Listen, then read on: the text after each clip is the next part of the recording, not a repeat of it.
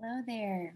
Thank you so much for choosing to watch this video on how we can heal trauma and build resilience through the practice of Transcendental Meditation. My name is Rachel Martinez, and I am the director of the Meditation Center at the ARC, which is one of the sister organizations of the David Lynch Foundation. The David Lynch Foundation is a nonprofit organization based in New York City, Washington, D.C., and Los Angeles that supports different groups who are experiencing high levels of toxic stress and trauma to heal from that tension and pain that they've experienced for many, many years through the evidence-based and trauma-informed transcendental meditation technique. So today I am going to talk about the benefits of transcendental meditation, amongst many other things, through a PowerPoint presentation, and we will go ahead and get that started. So let me queue up here my screen so that I can share this presentation with you.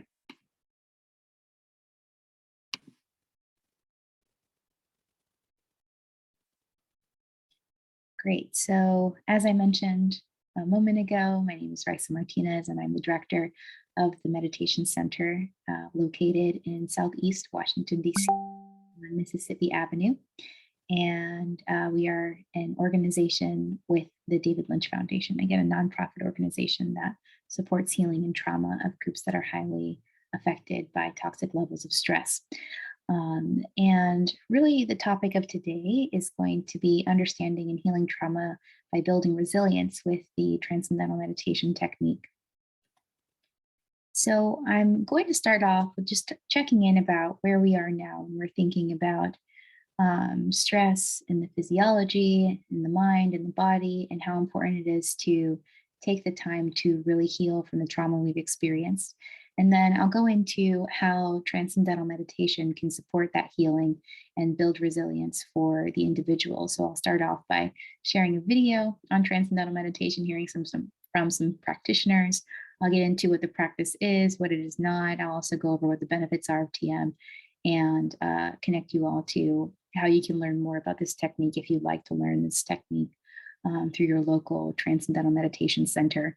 And finally, we'll end with a practice of a breathing technique called pranayama, which is a very simple technique that helps bring some degree of relaxation. So although I won't be able to train you all in transcendental meditation today, I will be at least giving you another kind of wellness practice that can help you as you are transitioning and healing and trying to find practices that can help you as you are finding ways to connect again with yourself, with society, with everyone, really with your families in so many different ways. So really kind of just setting the stage and understanding here and how becoming a widow affects our mental and physical health. So many ways one is affected by becoming a widow. Unfortunately, we find that sleep is disturbed. We find differences in how our body is producing hormones or not producing hormones. We find that our relationships are significantly affected. And really, there's not as much research out there on the effect of becoming a widow and how that influences our life, our decisions, and our actions. And even more so, it's important to find some practices that can help us when trying to heal from the trauma of losing a partner in one's life.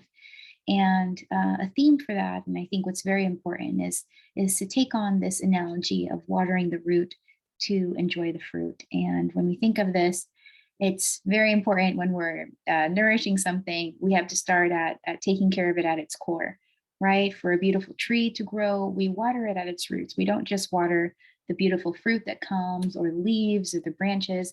We start at that core so that the entire tree can feel nourished and good. And similar thing, I think, is for our physiology is when we start at the roots, we start at ourselves and we find tools, practices that can help us in our healing, then we can find more enjoyment, more connection in our life, especially after experiencing the significant trauma of losing one's spouse, and ways in which we can do that, of course, are through healthy diet, exercise, and feeling connected to the community.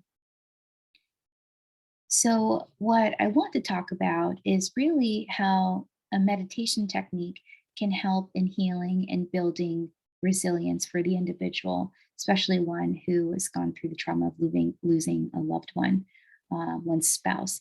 So, I'm going to start first the presentation and going over what transcendental meditation is and hearing it from people who have practiced. So, the people you'll hear from in this video learned through our office over at the ARC in Southeast DC, and I'll let them do the talking.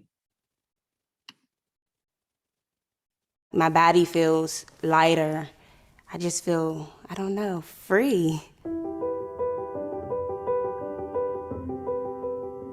We're in a community in Southeast DC. I grew up here. In this community, there is a lot of toxic stress. The children and everyone in that area, most people are angry because things don't happen the way they want them to happen. And as a result of that anger, there's a lot of lashing out. One day I was on my way to work and I was driving down the street. And on the side of the road, there were people holding up signs saying, "Stop the violence in our community."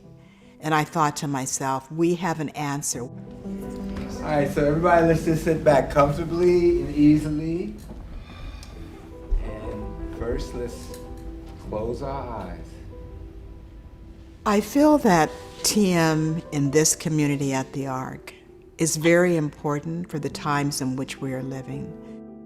I listen to people, and when they come to learn about TM, they're all saying the same thing. I want to get rid of stress. I want to be able to clear my mind. I want to feel better. Self-care is survival. It's something that will really have an impact. And so making time for self-care and, putting the oxygen mask on first, to use the airplane metaphor, that it has an impact. And certainly TM and meditation is like number one. It provides me with a baseline of bliss, a baseline of happiness. I meditate because it makes me a better person, I think, a more patient person.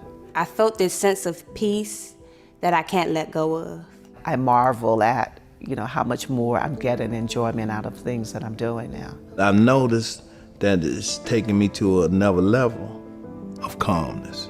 I see myself modeling for students that, the response doesn't always have to be anger, or it doesn't always have to be violence. If you calm yourself, you can literally control your actions. The quality of life is much better for me because I do things with purpose. I find myself really trying to think things out instead of reacting on them.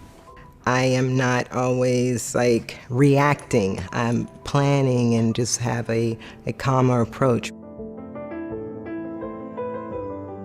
I'm not normally a tired person, but it just kind of amazed me that you could sit down for 20 minutes and be this energized person. I'm sleeping better, and I can feel it. I can feel that I'm more rested. It makes me want to exercise more and just take better care of myself overall. I meditate because it makes me happy. I had someone yesterday tell me that she loved my energy, and I said, then you have to go to TMC, because that's where I got my great energy from, meditating.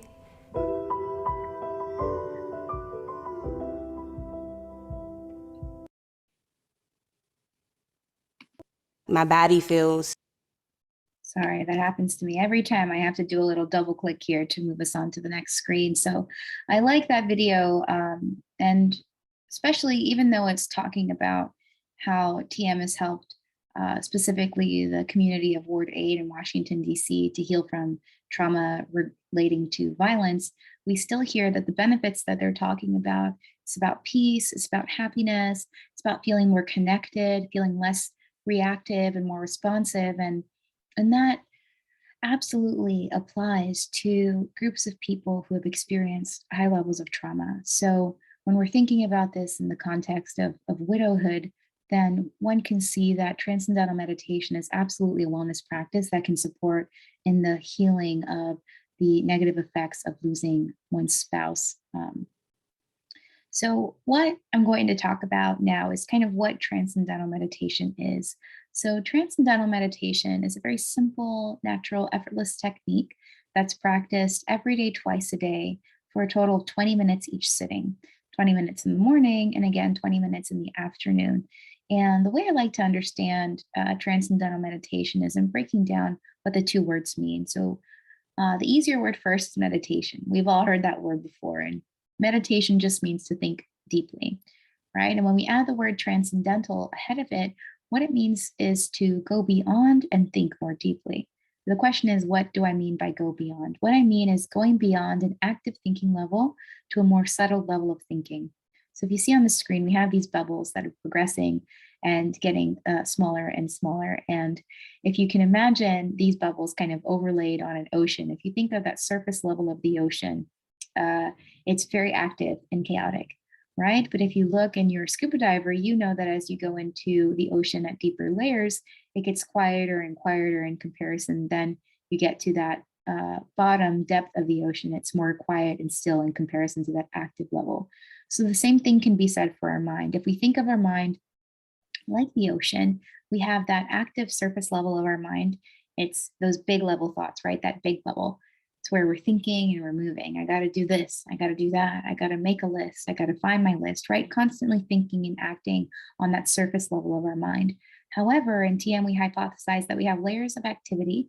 We've got that last layer of the mind that is more silent and more still, and it's that source of thinking. So when we're saying going beyond and thinking more deeply with the practice of transcendental meditation, what we mean is going beyond that active level of thinking to experience quieter levels of thinking until eventually we experience that source of where our thought comes from. It's often also referred to as a space of pure awareness or pure consciousness. And naturally, what we find is as the mind starts to turn within and settle down, the body will also start to turn within and settle down as a result of practicing transcendental meditation. Now, this technique has actually been around for thousands of years, but it was more recently introduced to the West in the late 1950s by the founder of Transcendental Meditation, whose name is Maharishi Mahesh Yogi. And he felt very strongly when he came to the United States that there needed to be scientific backing to this technique. So as early as the 1970s, we have been studying the effects of transcendental meditation in terms of the mind, body, and relationships. And to date, we have published, the TM organizations have published more than 600 peer-reviewed research articles, or studies, I'm sorry. And notably, we've worked with some great partners, for example, the National Institute of Health and the Department of Defense. And more recently, we have opened up a relationship with the Veterans Affairs Office, and we are working on a 10 site randomized control trial to really understand the benefits of transcendental meditation and looking at how it reduces symptoms of PTSD in our veterans who serve in the United States.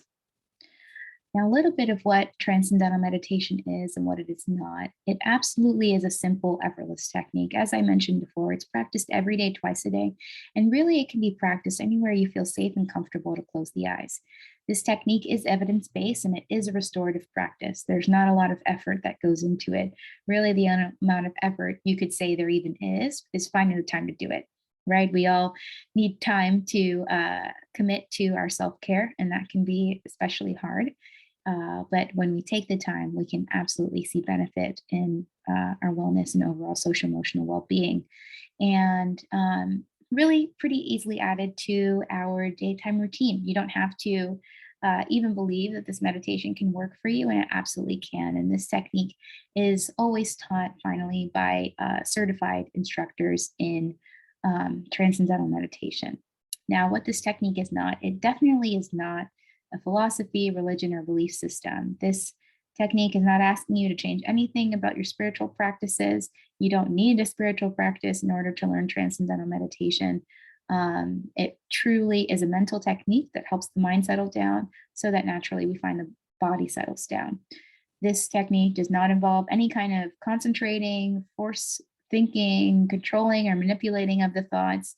And it's not a mindfulness practice. And it's different from other forms of meditation in that, for example, it's not a mass teaching like an app, for example, like a Headspace or a Calm. It's different in that it's taught by certified TM teachers, and you can take the course either in person or virtually, and you really receive all the attention needed in order to gain the most benefit from practicing transcendental meditation.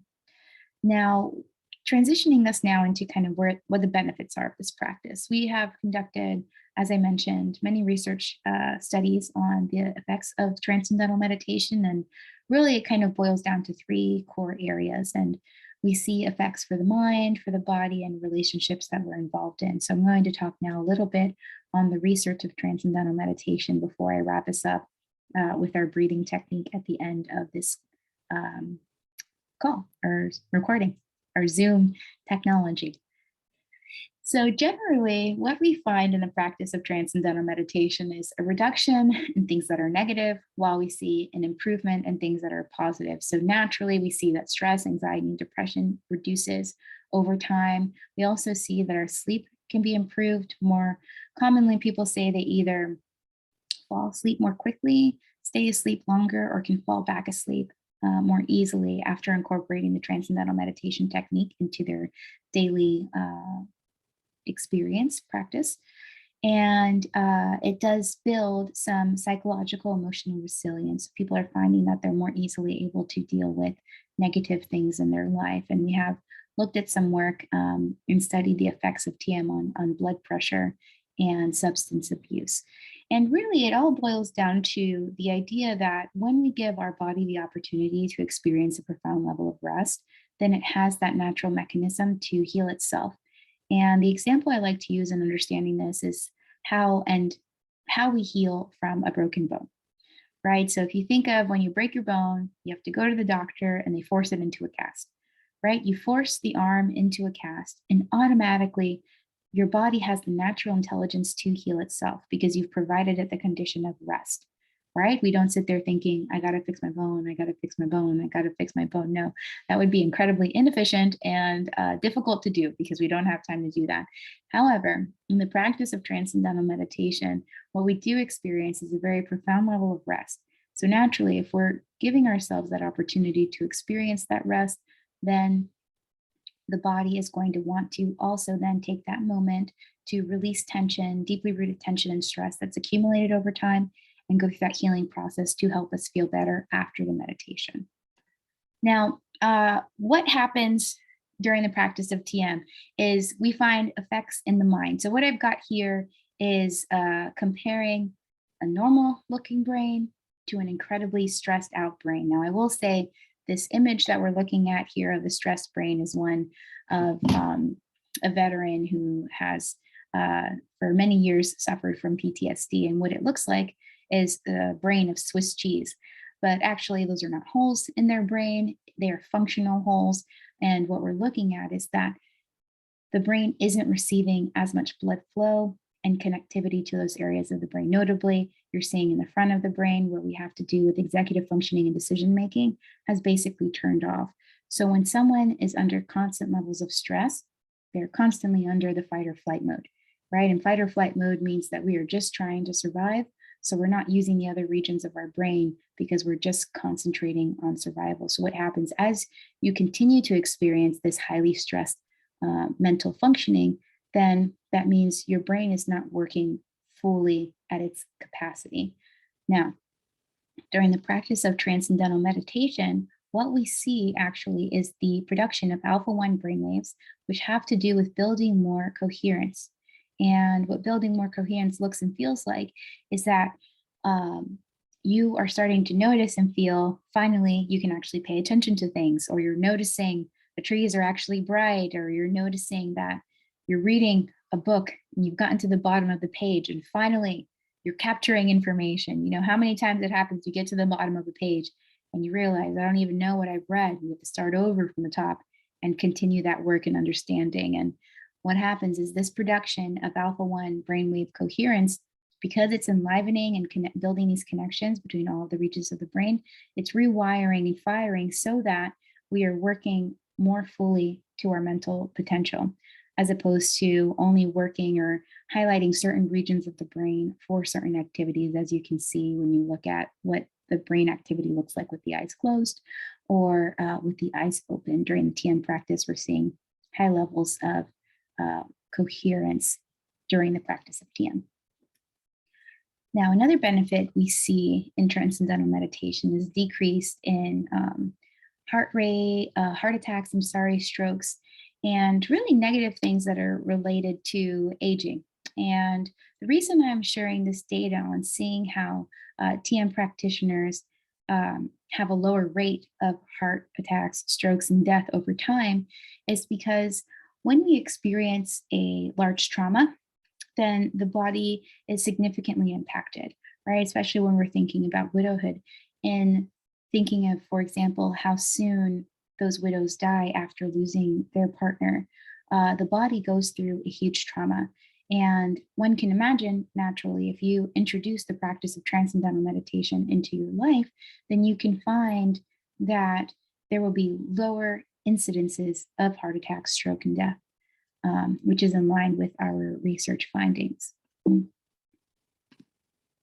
We also see a decrease in anxiety, and I've included our benefits on anxiety here to really highlight how we feel normally. Not only are we anxious because of what COVID has provided, but add on top of that the stress of losing a loved one, anxiety can be at an all-time high. In addition to that, depression and sleep disturbance, things like this. And what we found in at least this specific study was a meta-analysis of 16 different randomized controlled trials. And we found that TM was most effective for people who had high levels of anxiety, and also still effective for those who had moderate anxiety.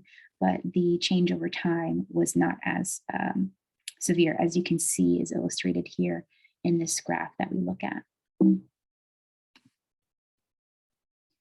So what I have here is a short video, and this video is specifically about the research that we have conducted with veterans who are suffering from PTSD and suicidality. And the reason I've included this video, not only so that you can hear from someone else other than me, but to also hear of some of the benefits of the research on TM regarding to PTS. And although we've not conducted specific work on widowhood, we do know that some of the symptoms related to PTS and suicidality is correlated or can be correlated to symptoms and experiences one has in becoming a widow.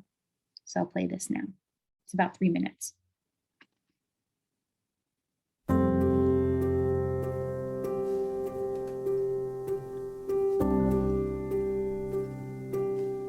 An average of 20 veterans per day die from suicide. So suicide can kill more people than were killed in the wars themselves.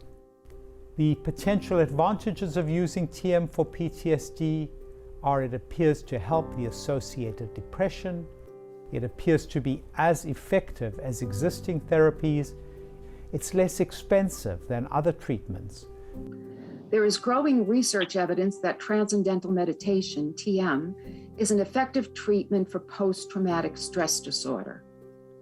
For example, a recent phase 2 randomized controlled trial on 203 veterans with documented PTSD at the San Diego VA found that practice of Transcendental Meditation had a significant effect in reducing PTSD symptoms and depression, and increasing overall quality of life.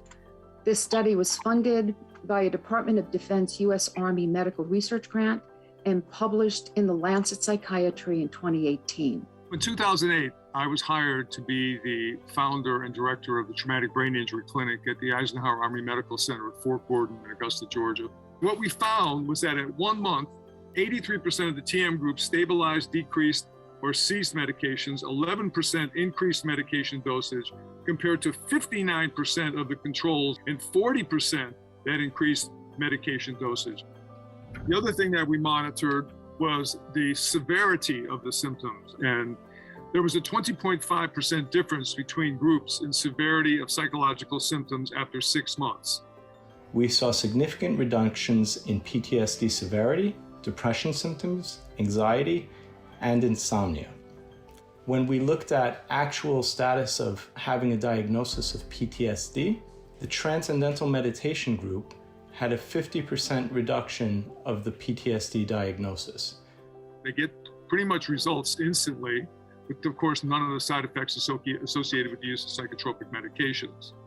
So we really feel that TM has proven itself in our, at Fort Gordon, to be a viable adjunct treatment modality in the military treatment for reducing post-traumatic stress and anxiety, and also reducing the physical symptoms. It is now time to focus large-scale research efforts to assess TM's effectiveness to prevent the development of suicidal ideation and to treat individuals with suicidal ideation, so that TM can be added to the armamentarium of suicide prevention and intervention strategies.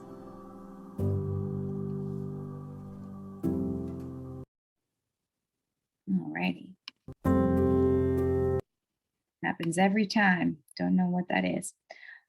So the next study I wanted to highlight, and when we're just about the end of the research part of Transcendental Meditation, and I highlight this to really show that this wellness practice is one that can support a lot with social emotional well-being, and it's really important to find practices that can help us feel better over time. So this specific outcome is looking at emotional exhaustion, which is an experience I think can be noticed by widows, is just feeling incredibly exhausted over time. And this specific study was done with emergency medicine department at Brigham and Women's Hospital. And it's actually one of our more recent studies. And we did see that over time, there was a reduction in emotional exhaustion for those who participated in this study of practicing Transcendental Meditation. And you see that reduction over time on this graph here. We also see reductions in depression and anxiety. And again, I've included these because these are some symptoms that widows can experience as a result of losing a loved one. So we do see decreases from beginning our TM practice 2 months in and 3 months post Transcendental Meditation training. And this, of course, is with the idea that people are still consistently practicing Transcendental Meditation. And in this group that we specifically worked with did actually have high fidelity. So they were consistently practicing TM every day, twice a day. About 90% of them were. So that's why we see such significant numbers over time. And now I'm just highlighting for a moment. I started off this talk on the benefits of Transcendental Meditation and how when we are in a fight or flight response, we do not get to be that best version of ourselves, right? And fight or flight response, you'll see here in that first column, is explained by faster breathing, increased blood pressure, right muscle tension. And when we practice Transcendental Meditation, we feel the complete opposite effect, right? So we're noticing the breathing gets softer, heart rate slows down, blood pressure reduces, and we feel a lot more comfortable. And naturally what will happen is as you continue to expose your physiology to this form of functioning, we can notice that in our life, we feel like we're starting to have more capacity to respond instead of always feeling like we're reacting, right? So instead of being on autopilot, we build resilience in feeling like we have more control of our life, feeling like we're more connected in our mind, our heart, and our actions, or feeling more connected to the community or people that are still relying on us, even after experiencing a very significant trauma in our life. And lastly, how all of these benefits affect our relationships is that then we're still there for those who are important to us, right? We can't be a helpful member of our community or a helpful person in our family unit if we've not reduced a significant amount of that tension in the physiology and in the mind, right? We can't be there for our children. We can't be there for our loved ones. We can't be there for those we need to when there's too much stress and tension in our mind. And quite often, something sweet people notice is when maybe their kids start to notice the effects of TM on their parent or on their cousin or their sibling. And what's sweet, I have a 7-year-old niece, and when her mom doesn't meditate, my sister doesn't meditate, she'll say, "Mommy, I think you should go meditate." And it has such a positive effect on our relationships. So transcendental meditation overall is one of those wellness practices that can help us really feel reconnected to those relationships that are most important to us.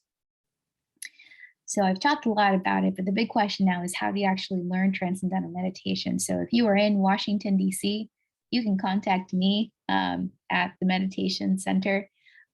We're here in Southeast, but we also have offices on Capitol Hill and DuPont Circle. But if you are tuning in virtually from somewhere across the United States or across the world, you can go to tm.org and be connected to your local TM center. And there they can set you up to actually go through the training program on this technique. So I'm really hoping that today I've highlighted enough through this presentation how important it is to have some kind of practice that helps us to heal that trauma that we've experienced, right? And it's very, very important to find something that helps us feel more empowered so that we can build that connection back to really feeling happy to be alive, or finding reasons to stay connected to ourselves and to our community. And we can do that because we always have a choice. At the end of the day, Viktor Frankl said, the last of the man's human freedoms is the ability to choose. And that's the ability to choose how we want to live our life, right? And Viktor Frankl, I realize I've said his name, but not given me context. If you've not read his book, Man's Search for Meaning, it's a very, very powerful book on how we can overcome difficult situations in our life and how we can persevere and live even having gone through something traumatic. And Viktor Frankl specifically was a Holocaust survivor. Another great book on choosing how to live one's life is a book called The Choice by Edith Eger, and she was also a Holocaust survivor. And I find when we can connect to other people's stories, we can use that as a way to help propel us into living our life to its fullest potential. So I've done a whole lot of talking and a lot of discussion on what transcendental meditation is and how it's a great practice we can include in our life. So I'd love to end this session by teaching you all a wellness practice that can help you in moments of stress and tension. So what I'm going to teach you all today is a technique called pranayama.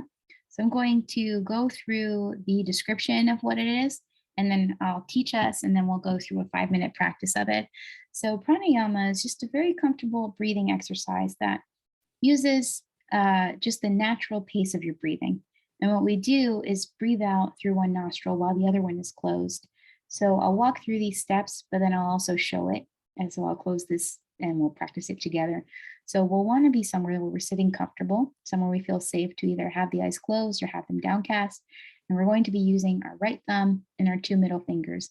One will close one nostril while we breathe, and the other one, when we switch, is going to come right over. So the effect that we should feel when we're finishing this meditation, this breathing meditation technique, one could say, is that it'll help us feel a little bit more energized, but could also help us feel relaxed. And it's supposed to support in our lungs, our heart, improve our digestion, and really settles that nervous system in a way that's positive. It can actually give us a little bit more energy. So now we've kind of seen it a little bit and I've spoken about it. Let me actually go into showing us how we're going to do it. So as I mentioned, we can use our thumb, we can use our 2 middle fingers, or if that's a little awkward, we can use our first finger and our thumb. I'm going to use my 2 middle fingers and my thumb. And we'll start off by closing off the right nostril and breathing out on the left. When you breathe in on the left, when you breathe out, you switch.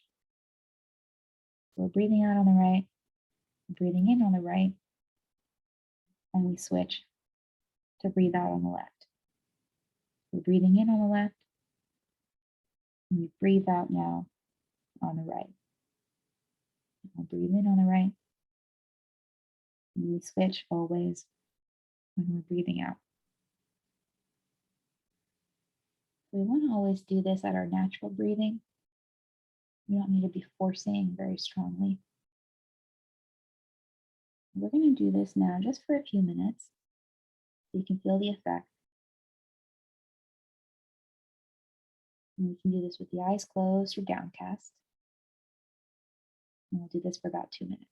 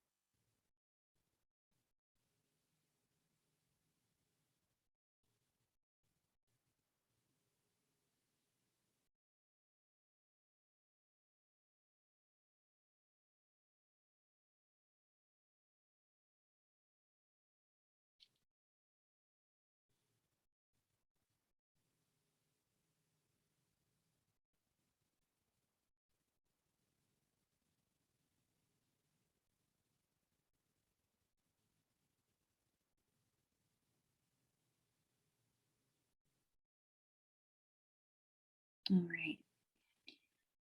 I hope that was relaxing. Maybe you noticed some tension in the shoulders released, or you noticed your breathing got softer the longer you did that. Regardless, I hope it was comfortable. Hope it was good. This is something you can absolutely include in your daily routine. I'd highly encourage you to find time to sit down at least once a day to do this breathing technique, or if you're finding yourself very stressed or going into a stressful situation, this is a great wellness practice you can include in your daily experiences. Thank you so much for choosing to watch this video. I hope you learned something interesting. And please, if you are wanting to learn Transcendental Meditation, reach out to your local TM organization and they will connect you with a local TM teacher so that you can go through the training. Thank you so much. Take care. Be well.